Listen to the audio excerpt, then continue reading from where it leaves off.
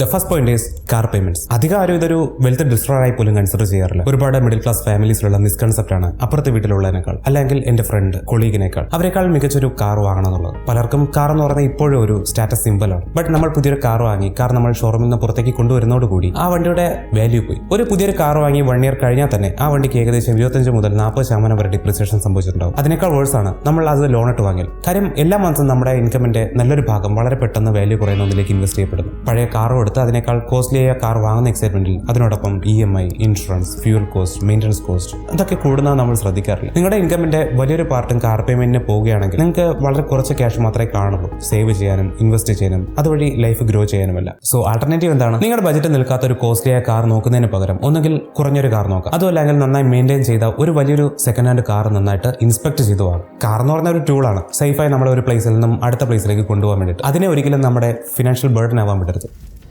Watching TV. ഒരുപാട് middle class ഫാമിലീസിന്റെ primary source of entertainment എന്ന് പറയുന്നത് TV കാണുക എന്നാണ്. പക്ഷേ ഈ സ്റ്റാറ്റിസ്റ്റിക്സ് ഒന്ന് നോക്കൂ. വെറും 6% വെൽത്തി ഫാമിലീസ് മാത്രമാണ് 1 മണിക്കൂറോ അതിന് മുകളിലോ TV കാണുന്നുള്ളൂ. പക്ഷേ 78% ലോ ഇൻകം ഫാമിലീസും TV കാണുന്നുണ്ട്. അതും ആവറേജ് ടൈം എന്ന് പറയുന്നത് 3.5 മണിക്കൂറാണ്. ഒരു വർഷത്തിലെ 53 ദിവസങ്ങൾ പൂർ പീപ്പിൾ TV കണ്ടുകൊണ്ടേയിരിക്കും. TV കാണുന്ന ഒരു വലിയൊരു തെറ്റാണെന്നൊന്നുമല്ല ഞാൻ പറയുന്നത്. പക്ഷേ ആ ടൈം എഫക്റ്റീവായി യൂസ് ചെയ്താൽ അവരുടെ ലൈഫിൽ വളരെ വലിയൊരു ചേഞ്ച് കൊണ്ടുവരാൻ സാധിച്ചേക്കും. Third point is spending more than you earn. നമ്മുടെ പാരന്റ്സ് മിക്കവാറും നമ്മുടെ ഒരു കുറ്റമായി പറയുന്നതാവും സമ്പാദിക്കുന്നതിനേക്കാൾ കൂടുതൽ സ്പെൻഡ് ചെയ്യരുതെന്ന്. ഇത് എനിക്കും അറിയാമെന്ന് നിങ്ങൾ വിചാരിക്കുകയാണെന്നുണ്ടെങ്കിൽ ഈ സ്റ്റാറ്റിസ്റ്റിക്സ് ഒന്ന് നോക്കൂ. 2024 ജൂണിലെ കണക്ക് പ്രകാരം 2.7 ലക്ഷം കോടി രൂപയാണ് ഇന്ത്യക്കാരുടെ ക്രെഡിറ്റ് കാർഡ് കടം. അത് മാത്രമല്ല 70% ഇന്ത്യൻസും പേ ചെക്ക് ടു പേ ചെക്ക് എന്ന രീതിയിലാണ് ജീവിക്കുന്നത്. ക്രെഡിറ്റ് കാർഡ് പ്രോപ്പറായി യൂസ് ചെയ്താൽ നിങ്ങൾക്ക് വലിയ ഇഷ്യൂസ് ഒന്നും ഉണ്ടാവില്ല. അതുവഴി free flight trips, free food, ഗ്രോസറീസിന് എക്സ്ട്രാ ഡിസ്കൗണ്ട്സ് ഒക്കെ നമുക്ക് കിട്ടുമായിരിക്കും. പക്ഷേ നമ്മൾ പ്രോപ്പറായി യൂസ് ചെയ്തില്ലെങ്കിൽ നമ്മുടെ ടോട്ടൽ ഫിനാൻസിനെ തന്നെ ലോങ് ടൈമിലേക്ക് താളം തെറ്റിക്കാൻ ഇത് തന്നെ ധാരാളമാണ്. ശരിയാണ്, ലൈഫ് എന്ന് പറയുന്നത് നാളേക്ക് വേണ്ടി സമ്പാദിക്കുകയും വേണം, ഇന്നത്തെ ആഗ്രഹങ്ങൾക്ക് വേണ്ടി ജീവിക്കുകയും വേണം. അതിലെപ്പോഴും ഒരു ബാലൻസ് ഉണ്ടായിരിക്കും. നമ്മൾ ഉള്ള ക്യാഷ് ഫുള്ള് സേവ് ചെയ്ത് വെച്ചിട്ട് ഒന്നും സ്പെൻഡ് ചെയ്യാതെ ഇരുന്നാൽ പിന്നെ ജീവിക്കുന്നതിൽ അർത്ഥമൊന്നും ഉണ്ടാവില്ല. പക്ഷേ ഇതാണ് പ്രോബ്ലം. നമ്മുടെ ഏതൊരു ജനറേഷനേക്കാളും നമുക്ക് ഈസിയാണ് ഇപ്പോൾ ഓവർ സ്പെൻഡ് ചെയ്യാനായി. നമ്മുടെ കയ്യിലുള്ള credit cards, personal loans, EMI ഒക്കെ കാരണം നമ്മുടെ കയ്യിൽ ക്യാഷ് ഇല്ലെങ്കിലും ഒരുപാട് ക്യാഷ് ഉള്ള ഒരു ഫീൽ നമുക്ക് കിട്ടുന്നുണ്ട്. നമ്മൾ ക്രെഡിറ്റ് കാർഡ് വെച്ചിട്ട് സ്വൈപ്പ് ചെയ്താൽ ഒരു റിയൽ മണി ട്രാൻസാക്ട് ചെയ്യുന്ന ഫീൽ ഉണ്ടാകുമോ? ഇല്ല അല്ലേ?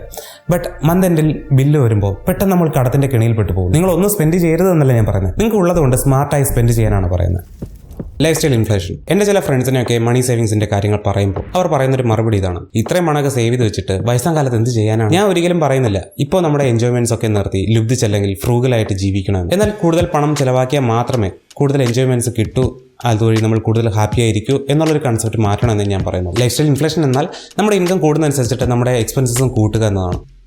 കൂടുതൽ ക്യാഷ് ചിലവാക്കിയിരുന്നപ്പോൾ ഞാൻ കൂടുതൽ ഹാപ്പിയൊന്നും ആയിരുന്നില്ല. പലപ്പോഴും കുറ്റബോധം അല്ലെങ്കിൽ പേടിയൊക്കെ ആയിരുന്നു തോന്നിയിരുന്നത് തൊട്ടടുത്ത മാസത്തെ ക്രെഡിറ്റ് കാർഡ് ബില്ല് കാണുമ്പോൾ. ലൈഫ് സ്റ്റൈൽ ഇൻഫ്ലേഷൻ എന്ന ഒരു കോമൺ ട്രാപ്പാണ്. ഈവൻ ഹൈലി എഡ്യൂക്കേറ്റഡ് ആയി ഹൈ ഇൻകം ഉള്ള ആൾക്കാർ പോലും പേ ചെക്ക് ടു പേ ചെക്ക് എന്ന രീതിയിൽ ജീവിക്കുന്നതിന് കാരണം അവർക്കൊരു സാലറി ഹൈക്ക് കിട്ടിയാൽ പുതിയ കാർ, പുതിയ ഡ്രസ് അല്ലെങ്കിൽ ഒരു ഇന്റർനാഷണൽ ട്രിപ്പ് ഒക്കെ നടത്തി ആ ക്യാഷ് ചിലവാക്കുന്നതിലായിരിക്കും അവരുടെ ശ്രദ്ധ. അത് മെയിൻലി അവരുടെ ഫ്രണ്ട്സിനെയോ കൊളീഗ്സിനെയോ ഒക്കെ ഇംപ്രസ് ചെയ്യാൻ വേണ്ടിയിട്ട്. സോ കഴിഞ്ഞ കുറച്ച് നാളുകളായി ഒരു സാലറി ഹൈക്ക് വന്നാൽ ഞാൻ ചെയ്യുന്ന കാര്യം ഇതാണ്: ആ ഹൈക്ക് വന്നതായി പോലും കൺസിഡർ ചെയ്യാതെ ആ ക്യാഷ് സ്റ്റോക്ക് മാർക്കറ്റിലേക്ക് ഇൻവെസ്റ്റ് ചെയ്യുക എന്നത്. സോ നാളുകൾ കഴിയുമ്പോൾ എനിക്ക് ആ പണം യൂസ് ചെയ്തിട്ട് കൂടുതൽ ഫ്രീഡം വാങ്ങാനാവും in times of money and time.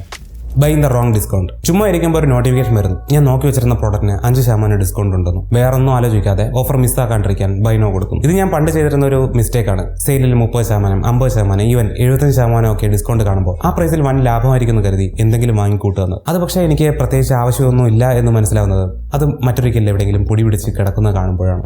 So ഇപ്പോൾ ഞാൻ ഡിസ്കൗണ്ടിൽ സാധനങ്ങൾ വാങ്ങിക്കൂട്ടുന്നതിന് പകരം ഞാൻ ചെയ്യുന്നത് ഡിസ്കൗണ്ടിൽ സ്റ്റോക്സ് അല്ലെങ്കിൽ അസറ്റ്സ് വാങ്ങിക്കൂട്ടുക എന്നാണ്. എല്ലാവരും ഒരു ക്രാഷിന്റെ സമയത്ത് പാനിക്കായി സ്റ്റോക്സ് എല്ലാം വിൽക്കുന്ന സമയത്ത് ഞാൻ ചെയ്യുന്ന കാര്യം ആ ടൈമിൽ സ്റ്റോക്സ് അല്ലെങ്കിൽ കൂടുതൽ മ്യൂച്വൽ ഫണ്ട് യൂണിറ്റ്സ് വാങ്ങിക്കൂട്ടുക എന്നാണ്. പിന്നീട് മാർക്കറ്റ് റിക്കവർ ആകുമ്പോൾ എനിക്ക് കൂടുതൽ ലാഭം ഉണ്ടാക്കാൻ കഴിയും. So don't buy discounted stuff, buy discounted assets.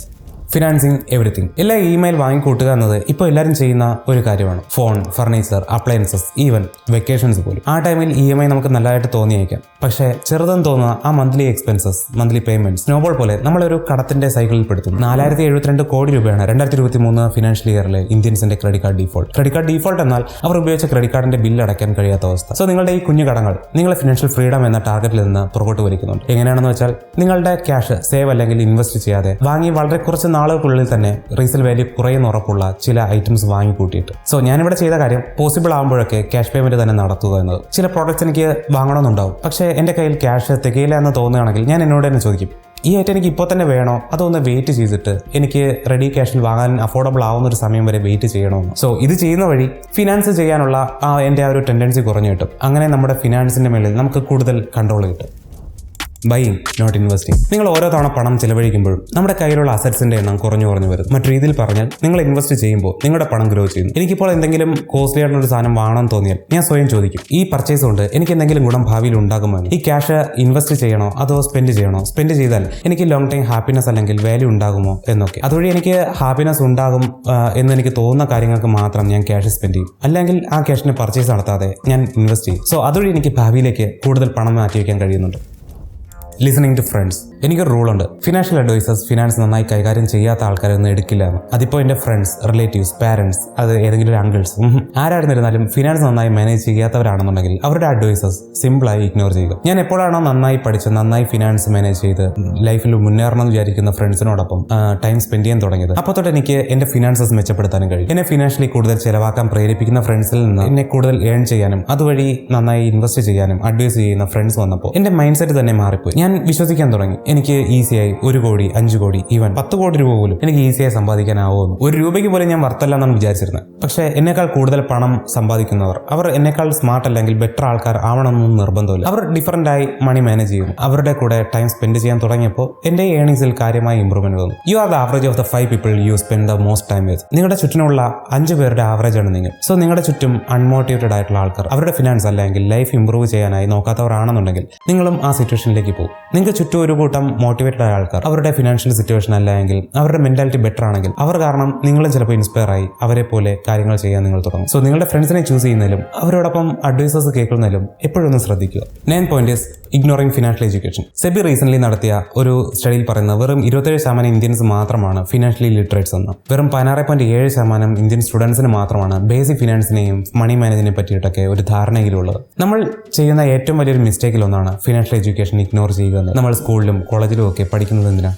പല പാരന്റ്സും പറയുന്ന പോലെ ജോലി കിട്ടാനാണെന്നുണ്ടെങ്കിൽ പഠിച്ച് ജോലി നേടിയാൽ എങ്ങനെയാ സാലറി മാനേജ് ചെയ്യണമെന്ന് എവിടെയെങ്കിലും നമ്മൾ പഠിക്കുന്നുണ്ടോ? So paycheck to paycheck എന്ന രീതിയിൽ നിങ്ങൾക്ക് പുറത്ത് വരണമെന്നുണ്ടെങ്കിൽ നിങ്ങൾ കൂടുതൽ ഫിനാൻഷ്യലി ലിറ്ററേറ്റ് ആവണം. നിങ്ങൾക്ക് ടാക്സസ്, ഇൻവെസ്റ്റ്മെന്റ്സ്, ഇൻട്രസ്റ്റ് റേറ്റ്സ് ഇതിനെ പറ്റിയൊന്നും അധികം ധാരണ ഇല്ലാന്നുണ്ടെങ്കിൽ പഠിക്കുക തന്നെ വേണം. അതിനായി ഇതുപോലുള്ള ഫിനാൻഷ്യൽ റിലേറ്റഡ് വീഡിയോസ് കാണുക, ഫിനാൻഷ്യൽ റിലേറ്റഡ് ബുക്സ് വായിക്കുക. അല്ലാന്നുണ്ടെങ്കിൽ എൻ്റെ വെബ്സൈറ്റിൽ കയറുക, sagamurali.com. അതിൽ എൻ്റെ ന്യൂസ് ലെറ്ററിൽ സൈനപ്പ് ചെയ്യുക. നിങ്ങൾക്ക് എല്ലാ മാസവും കൂടുതൽ ഫിനാൻസിനെ പറ്റി റിലേറ്റഡ് ആയിട്ടുള്ള കൂടുതൽ ഇൻഫർമേഷൻസ് മെയിലായി ലഭിക്കും. Avoiding long time planning. നിങ്ങൾക്ക് നല്ലൊരു സാലറി ഉണ്ട്, നിങ്ങൾക്ക് വലിയ കടങ്ങളൊന്നുമില്ല അല്ലെങ്കിൽ പ്രാരാബ്ദമൊന്നുമില്ല, എങ്കിൽ പോലും നിങ്ങൾക്ക് വലിയൊരു ബാങ്ക് ബാലൻസ് ഒന്നും ഉണ്ടാക്കാൻ കഴിഞ്ഞിട്ടില്ലെങ്കിൽ അതിനുള്ള റീസണാണ് നോ ഫിനാൻഷ്യൽ പ്ലാനിങ്. സോ നിങ്ങൾ കേട്ടിട്ടുള്ളത് പോലെ ഇത്രയും നേരത്തെ നമ്മൾ ഇൻവെസ്റ്റ് ചെയ്ത് തുടങ്ങാൻ കഴിഞ്ഞാൽ നമുക്ക് ഒരു വലിയൊരു വെൽത്ത് ബിൽഡ് ചെയ്യാൻ കഴിയും. സോ നിങ്ങൾ നിങ്ങളുടെ സേവിങ്സ് അല്ലെങ്കിൽ ഇൻവെസ്റ്റ്മെന്റ്സ് ഒക്കെ നേരത്തെ തുടങ്ങിയാൽ നിങ്ങൾക്ക് കോമ്പൗണ്ടിങ് ആസ്വദിക്കാനാവും. ചെറിയ കോൺട്രിബ്യൂഷൻസ് പോലും നിങ്ങൾക്ക് ബൾക്ക് എമൗണ്ട്സ് നേടിത്തരും. സോ ഉദാഹരണത്തിന് നിങ്ങൾ പെർ മന്ത് 1000 രൂപ നിങ്ങളുടെ 24ാമത്തെ വയസ്സിൽ ഇൻവെസ്റ്റ് ചെയ്യുന്നു. നോർമലി 8% റിട്ടേൺ കിട്ടിയാൽ പോലും നിങ്ങൾ റിട്ടയർ ആകുമ്പോൾ ഏകദേശം 25 ലക്ഷം നിങ്ങളുടെ അക്കൗണ്ടിലുണ്ടാവും. സോ ഒരു ഫിനാൻഷ്യൽ പ്ലാൻ കൊണ്ടുവരിക. റിട്ടയർമെന്റ് ആയിരുന്നിരുന്നാലും, വീട് വയ്ക്കാനായിരുന്നിരുന്നാലും, കിഡ്സിന്റെ എഡ്യൂക്കേഷന് വേണ്ടിയിട്ടായിരുന്നിരുന്നാലും ഒരു ലോങ് ടൈം സ്ട്രാറ്റജി എപ്പോഴും ഉണ്ടായിരിക്കും. സോ ഈ ഒരു കാര്യം മാത്രം പിന്നീടത്തേക്ക് മാറ്റി വയ്ക്കരുത്, ഇപ്പോൾ തന്നെ സ്റ്റാർട്ട് ചെയ്യുക. പേടി. ഫിനാൻഷ്യലി എടുക്കുന്ന തീരുമാനങ്ങൾ തെറ്റായി പോയാലോ, പണം നഷ്ടപ്പെട്ടാലോ, നിങ്ങളുടെ കംഫർട്ട് സോണിൽ നിന്ന് പുറത്തു വരാനുള്ള പേടി എല്ലാം നിങ്ങളെ ഫിനാൻഷ്യലി സ്റ്റക്ക് ആക്കും. റിസ്ക് എടുക്കാൻ നിങ്ങൾക്ക് ഒരിക്കലും ഗ്രോ ചെയ്യാനൊന്നും കഴിയില്ല. ബിസിനസ് സ്റ്റാർട്ട് ചെയ്യാനാണെങ്കിലും, സ്റ്റോക്ക് മാർക്കറ്റിൽ ഇൻവെസ്റ്റ് ചെയ്യാനാണെന്നുണ്ടെങ്കിലും, അല്ലെങ്കിൽ എന്തെങ്കിലും ഒന്ന് പുതിയൊരു കാര്യം ട്രൈ ചെയ്ത് നോക്കാനോ ഒക്കെ കുറച്ച് റിസ്ക് എടുക്കേണ്ടി വരും. അമേരിക്കൻ സൈക്കോളജിക്കൽ അസോസിയേഷൻ റീസെന്റ് നടത്തിയ ഒരു പഠനത്തിൽ റിസ്ക് ഏറ്റെടുക്കുന്ന ആൾക്കാർ അവരുടെ കരിയറിൽ വളരെ സക്സസ്ഫുൾ ആയിട്ടുണ്ട് എന്നാണ് പറയുന്നത്. ഇതിൽ കൂടുതൽ ചെയ്യാനുള്ളത് നിങ്ങൾ നന്നായിട്ട് പഠിക്കുക. നിങ്ങൾ ചെയ്യാൻ പോകുന്ന കാര്യം എന്താണെങ്കിലും അതിനെപ്പറ്റി നന്നായി പഠിച്ചതിന് ശേഷം മാത്രം ചെയ്യുക. കാര്യം തോറ്റു പോകും എന്നതിനേക്കാൾ വേഴ്സാണ് നമ്മൾ തോറ്റു പോകുന്നുള്ള പേടി കൊണ്ട് ഒന്നും ട്രൈ ചെയ്യാതിരിക്കുന്നു. ഒരു എക്സ്ട്രീം ഇൻട്രോവേർട്ടുള്ള ഞാൻ പോലും എൻ്റെ എല്ലാ പേടികളും മാറ്റി വെച്ചിട്ട് ഒരു ഫേസ് കാണിക്കുന്ന രീതിയിലൊരു യൂട്യൂബ് ചാനൽ തുടങ്ങി തന്നെ ഈ കംഫർട്ട് സോണിൽ നിന്ന് പുറത്തു വരണമെന്ന് കരുതിയിട്ട് തന്നെയാണ്. That's it. ഞാൻ വേറെ ഏതെങ്കിലും പോയിന്റ് മിസ് ചെയ്തിട്ടുണ്ടെങ്കിൽ let me know in the comments. See in the next video.